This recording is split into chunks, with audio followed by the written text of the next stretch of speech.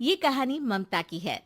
बचपन से ही घर में ये एहसास दिलाकर पाला गया कि औरतों को बोलने का हक नहीं है। अरे ममता, जरा जल्दी जल्दी हाथ चलाओ। रोज ऑफिस में देर पहुंचता हूँ तुम्हारे कारण। लेकिन आपका सारा खाना पैक और तैयार भी है। अरे जबान जितनी चलाती हो उतना अगर हाथ चलाती ना तो शायद घर को अच्छे से मैनेज कर पाती। क्या मतलब है? क्या नहीं मिला आपको? मोजे मोजे कौन देगा? ममता भागकर पति को मोजे देती है। वो हर किसी का ख्याल रखती, लेकिन उसके घर में रोज का रोना लगा रहता। अरे माँ, आज स्कूल में टीचर ने मुझे फीस के लिए डांटा। माँ, मुझे अच्छा नहीं लगता कि स्कूल में फीस के पैसों के लिए मुझे कोई भी बात सुनाए।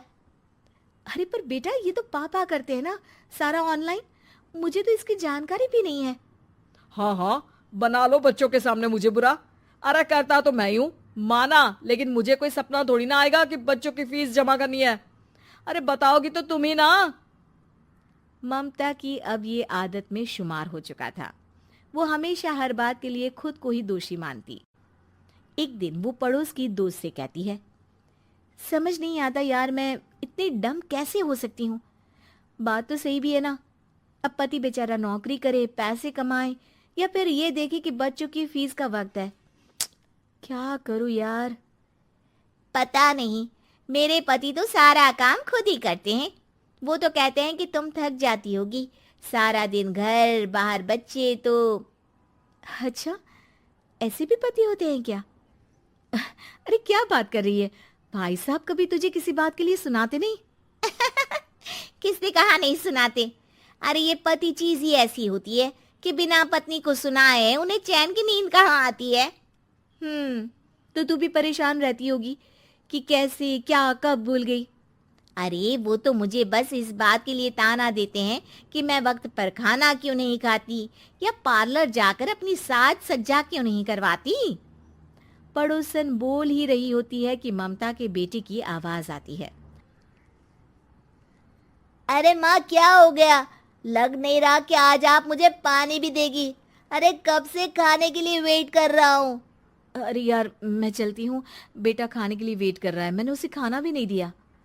अरे 12वीं में पहुंच चुका है तुम्हारा बेटा, उसे बोलो खुद पानी लिया करे। मैंने तो अपने बच्चों को काम करना सिखाया है। अरे यार, खुद की भी तो कोई लाइफ है। माना जब नहीं कर सकते थे तो किया, लेकिन अब इतने बड़े बच्चों की हर बात मानेंगे तो मुश्किल तो अपने को ही होगी। ममता को पड़ोसन की बात में दम तो लगता है, लेकिन करे क्या, आदत भी तो खुद ही ने डाली थी। ममता घर जाती है कि तभी बेटी आ जाती है।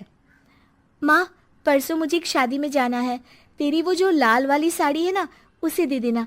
मैं आज जाकर टेलर को दे दूंगी, वो उस साड़ी से सूट बना देगा। अरे नहीं नहीं तारा, वो मेरी माँ ने मुझे दी थी और उस साड़ी से मेरी काफ़ी भावनाएं जुड़ी हैं। तुमको ना मैं दूसरी साड़ी दे दूंगी। ओके, कोई बात नहीं, लेकिन आज दे ही देना पक्का। तारा माँ की साड़ी से सूट बनवाकर पार्टी में जाती है, लेकिन जब वो पार्टी से लौटती है, क्या है, मैं तो समझ ही नहीं पा रही हूँ। अरे जब वो साड़ी मांगी थी तो ये छल्ली सी साड़ी क्यों दे दी? मैं ही पागल थी जो इस साड़ी का सूट बनवा लिया मैंने। माँ, जानती भी हो कि कॉलेज में मेरी कितनी हंसी उड़ी। तभी वहां ममता का पति सुनील आ जाता है। अरे गवार औरत, जब बेटी साड़ी मांग रही थी तो दे देती ना। अरे पापा, इनके तो इमोशंस जुड़े थे उस साड़ी से। ममता इतने सब के बाद भी कुछ नहीं बोलती। मेरी बेटी की बेइज्जती हो गई, मैं बिल्कुल बर्दाश्त नहीं कर सकता ये। मैं नहीं चाहता कि मेरी बेटी से कोई भी ज्यादा सुंदर लगे पूरे कॉलेज में। जी, वो पढ़ने में तारा बिल्कुल अच्छी नहीं है, उसकी पढ़ाई पर आप ध्यान दीजिए ना। अच्छा, अब तुम मुझे बताओगी कि मुझे किस पर ध्यान देना और किस पर नहीं। रमेश जैसा ही ये वाक्य पूरा करता है, ममता की बेटी और पति उस पर जोर जोर से हंसते हैं। अरे ठीक है ना, पता ही नहीं चला कि कैसे वक्त इतना बीत गया।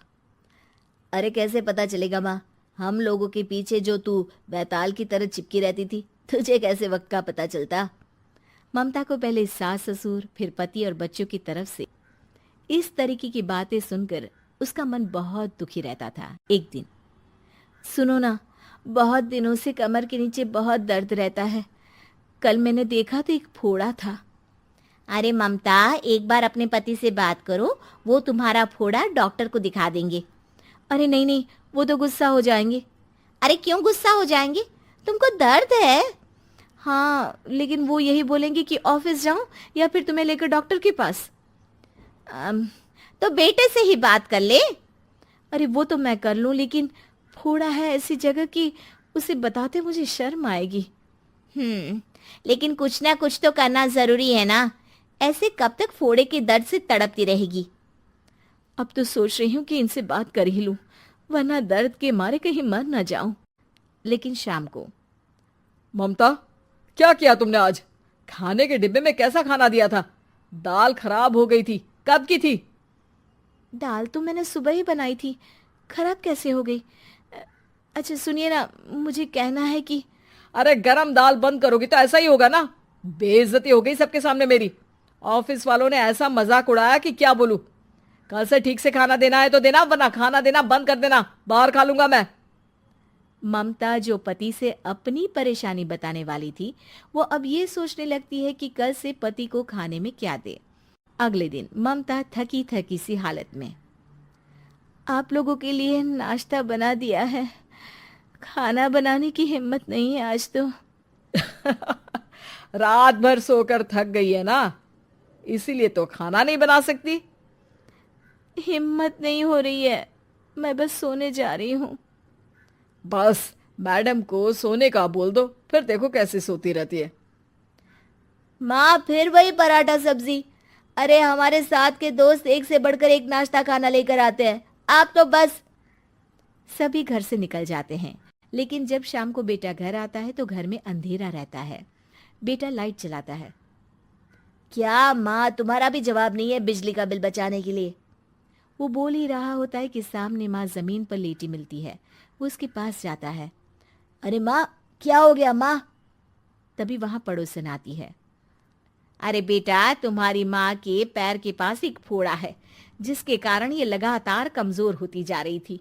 मैंने उसे पहले ही कहा था कि घर में बता दो, लेकिन तुम्हारी माँ किसी को तंग करना नहीं चाहती थी। तभी वहां डॉक्टर आ जाता है। अरे इनके ऑर्गन में दिक्कत है, कोई बात है जो इनके मन में खटक रही है। अरे नहीं नहीं, इसके मन में कोई बात नहीं है। कोई काम है नहीं ना इसके पास, सारा दिन बस घर में ही रहती है। देखिए, मैं तो ये नहीं जानता, लेकिन हाँ, इनके मन में हमेशा कोई बात रह जाती होगी, इसीलिए उनकी ये हालत है।